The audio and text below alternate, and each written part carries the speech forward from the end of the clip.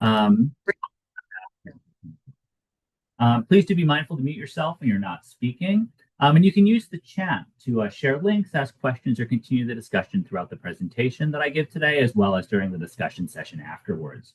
I will be having a discrete Q&A period just right at the end if there's any questions folks have about the survey findings. Meeting overview for today, three main parts. I'm going to be introducing you in a moment here to my new colleague, Jason, as well as moving on to then just a brief presentation of flash survey findings that came from 2026 NNE enrolled students.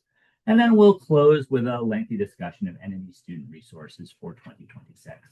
But before we get into the presentation, I'd like to have my colleague, Jason Twiss, unmute and introduce himself to the community. Jason, welcome. Thanks, Matt. Hi, everyone. My name is Jason Twiss. I am the new Senior Director for Institutional Advancement and Partnerships here at the Council of Graduate Schools. I'm very excited to listen in on this conversation and to learn from all of you about the work you're doing. So thank you again, Matt, for inviting me, and look forward to connecting with all of you after the call. Thanks, Jason. Okay. So getting into today's short presentation, this will be, about 15 minutes. In April, I fielded a short 4-question survey to students from the 2026, so this year's NNE cycle. The opening of the survey was on April 10th. We closed it on May 1st. We had 89 students that filled out the survey out of about 2,400 that responded. So, obviously we have a fairly small sample of responses. But this is partly because this is the first time that we fielded a survey like this for NNE students.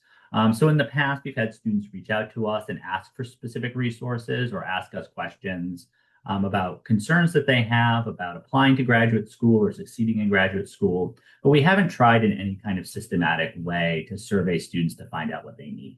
However, given the really rapid pace of change that's happening in graduate education right now, we thought it would be really important for us this year to not kind of rely on our historical knowledge and experience only in trying to tackle student issues and determine what students want, but kind of proactively reach out to them to find out what they want from the source. So that's why we fielded this survey this year. And I think we're going to continue to field this survey and similar surveys to NNE students going forward so that we can kind of take a temperature of where they are at whatever moment we field the survey. So the survey was 4 questions. I'll go through each of them now with the responses. So the first question we asked students was, what is your biggest challenge when it comes to exploring graduate school options? And students could choose one, what they thought was their biggest concern. So we gave them 4 options and then allowed them to fill in an other category as well as an open response. And so, people in here? The most popular option or the most popular challenge folks faced was finding programs that match my academic interests and career goals. Right? That makes perfect sense. That's a lot of what we do here at the National Name Exchange is trying to connect students with programs that are a good fit for them. So it makes sense that that's one of their challenges for students that are enrolled in this program. We had a tie for second with 22 responses each of understanding the application process and requirements, as well as making an informed financial choice about graduate school. So financial education has been a major part of the resources we've provided students for the last couple of years with the National Name Exchange. And it's a suite of resources that we will be adding to in 2026. So it is heartening to see that students are taking their financial futures really seriously. The less popular option was connecting with faculty or current graduate students. This is something we haven't done as much with the National Name Exchange. And it's something that obviously is not as much of a challenge for students. The second question, what types of resources would be most valuable to you as you consider graduate school? And this was a select all category. And again, I provided 5 options for folks to choose from, as well as an other category. And the others for none of these were very popular, which I don't know how much of that is about students not wanting to fill out an open response, or how much of it is that we captured what people were looking for so well. But I like to think it's the latter. So the number 1 choice were guides on how to write a personal statement or research statement. That's consistent with past years from what we've heard from students. Students are really interested and concerned about the application process. The second most popular option with 61 was information about financing a graduate degree. Again, that's a positive sign, I think, for us. We've produced a lot of those resources in the past, and it's something we know is an important issue for graduate students going forward. The third option with 55 were opportunities to ask questions to higher education professionals. This is something we've done in the past through our webinar series and something that we will be doing again this year. So it's good to see that that's something students are interested in. Followed closely behind with 50 are networking opportunities with other prospective graduate students. This is something we have not done in the past. So I'll be curious to see from talking to you all if you think that this might be a good possibility going forward, since we probably have to rely on the NNE coordinator community to help us work or connect with students who are either in the application process at your campus or who have recently completed the application process and are admitted and enrolled at your institutions as graduate students. Then the final option with 42 were virtual events or webinars on subjects related to graduate education. So all of these options scored pretty high. So it seems like students want a lot of kind of broad different types of resources from the National Name Exchange. And even though guides in how to write personal statement and research statement were the most popular option, all of these choices scored well enough so that I think that they're options that we will be exploring for the 2026 NNE enrollment cycle. Question 3, this is one that was surprising to me. How would you prefer to receive information and updates from the National Name Exchange? The overwhelming favorite were email newsletters with 77. I think a lot of times when we talk about students, at least in our office, we tend to think of them as like from the future, that, they want only video content or they want content that's delivered in these like exciting new modalities and that, students don't read emails. Well, I mean, at least according to this survey, they want more emails, which is kind of a surprising thing, especially when it stacks up against things like social media and virtual events. Social media is one that we have talked about doing in the past, having a LinkedIn group or creating a LinkedIn community to connect with students. We have heard from students that some students would really like this LinkedIn community option. So it will be something that we're exploring. However, I also recognize from looking at the students' forms that they submit, a lot of students are not on LinkedIn. So there's a big part of the NNE student community that is just not on the platform. The other options that students highlighted were actually both Instagram, which was interesting and kind of terrifying from my perspective. But yeah, so email newsletters ran away with it. The last question 4. What would make you feel most supported in your journey towards graduate school? This was a ranked choice option. So we asked students to rank these 6 selections from first to sixth, what they thought would be the best versus what was the least important for me. So the winner, again, was clear step-by-step guidance on how to apply. Again, I think a lot of students that are at this phase of considering graduate school are thinking a lot about just the application process for how they're going to get in. And so they look to NNE to provide resources about how they are going to navigate that application process so that they can actually get admitted to graduate school. The second, which is kind of interesting, is connections to research or internship opportunities. A lot of students that are enrolled in NNE are not seniors, so they are thinking about graduate school maybe 1 or 2 years away. However, they may be thinking about getting more research or internship experience now at the current time.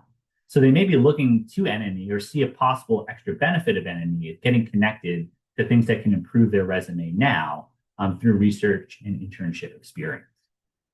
The third is hearing from students who have successfully navigated the process. This is another connecting with students piece that we haven't really done much in the past, but I think is something that we're going to explore this year so that students can do kind of more peer mentoring and not just hearing it from us that are more on the administrative side, who even if we work with students, may not have as much credibility in the eyes of students as people who just went through the process as students. 4, access to application fee waivers from participating institutions. It actually surprised me how low this one was. I thought that might be the number 1 or number 2 option, mostly because I hear from a lot of students about it. So I think there was a bias maybe there. But it is still an important benefit that students get. But maybe there's a little bit of a thinking that it's only financial benefit that students are looking for from NNE and not necessarily informational benefits. But it does look like those information benefits are things that students really do value and are looking for. Five is financial planning tools. Again, this kind of complicates the survey a little bit because financial education was so high on the other questions, but slips to five here. So it seems like it's things that students want, but maybe they're prioritizing it slightly lower than just kind of getting through that application process and getting to graduate school. So it's something to consider, I think, when we're talking with prospective graduate students more broadly, particularly about financial education, which is that maybe students recognize that it's important, but are so caught up in the immediacy of the application process that their ranking of importance for financial planning and financial consideration isn't as high as maybe it should be, or maybe we think it would be, given how important it is in a student's future, their finances being such a huge part.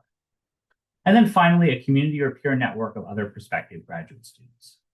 This is another one that I think students, it's nice to have for them, but it's maybe not a must-have item. It's something we haven't done in the past, so they may not look to us for these sorts of resources. So just a few broad takeaways before we move into some of the Q&A and then the discussion. So I had kind of four takeaways that I had from this survey. And again, taking it with a grain of salt, we're early in the process.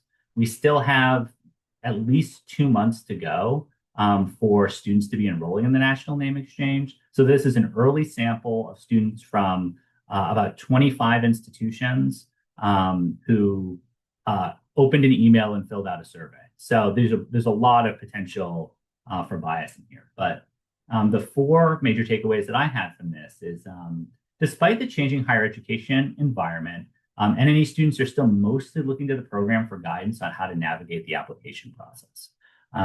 I think, we're seeing a lot of big changes coming down in graduate education. I'm sure all of you are talking about loan limits and the end of Grad Plus and all of these other financial issues. But I think it's important to keep in mind that for a lot of students, they're still thinking, just how am I going to get into graduate school? How am I going to complete my personal statement? How am I going to get connected to somebody to write my letters of recommendation? And it's important to not overlook those issues, even when we're thinking about some of the bigger structural changes coming to graduate education right now. Second is that students are often more traditional than we think and may prefer old-fashioned email outreach. This is something that we have done a little bit of in the past, but I think we're going to be doing a lot more kind of newsletters and email content this year for students. So think about that. I'm going to be reaching out to some of you about ways that you can support that with content from your campuses as well. Third is that beyond graduate school, guidance on research and internship opportunities is also desirable. This is something we heard as well in some of the webinars last year with students in the Q&A periods of webinars. Students are really concerned, given the kind of shrinking amount of research dollars out there, about how they were going to have a competitive research portfolio when they were applying to graduate school. And so they were asking for more guidance, first off, about just how do you navigate that process? How do you learn about a research opportunity on your campus? Or how do you learn about how to research opportunities on other campuses? And so we did one webinar last year that was on that topic, but we're going to likely be doing more. The other thing that students are looking for is just about the opportunities themselves. It's very difficult for anybody to navigate the current climate of where these things are posted. Some are maybe on LinkedIn, some are maybe on university websites, some are maybe on government websites like NSF and NIH. And so students might not know where to look. And even if they do know where to look, they might not know exactly if it's a good fit for them or if they're eligible to participate in a program. So I think more help and guidance on how to build up that portfolio so that when a student does apply to graduate school, they feel like they're in a good position to get into the schools that they want to go to, or be prepared for graduate school once they're actually enrolled. And then finally, it's important to consider where graduate students are today in the application process. Many may not yet be considering important issues like mentorship or student support that we think about a lot as people in the graduate education space, but students just might not be there yet. And it's important to meet students where they are on the one hand, but also provide resources to push them to start thinking about some of these really important issues earlier on so that it doesn't become a kind of emergency or surprise later when they do start to have questions about navigating a relationship with an advisor or how to find student support resources in a graduate program. So I think it's trying to find a balance of that. And I think for us, it's about how do we produce resources that fit both types of students in our program, since it is large. For the folks that have not been involved in NNE in the past, last year we had about 112 universities that were involved, and we had about 8,100 students that were enrolled in the program. This year, we're looking at least projection-wise at pretty similar numbers. So we're a large program, and we serve a lot of very different types of students. So it's about how do we create resources that can meet the very different types of students that we have where they are.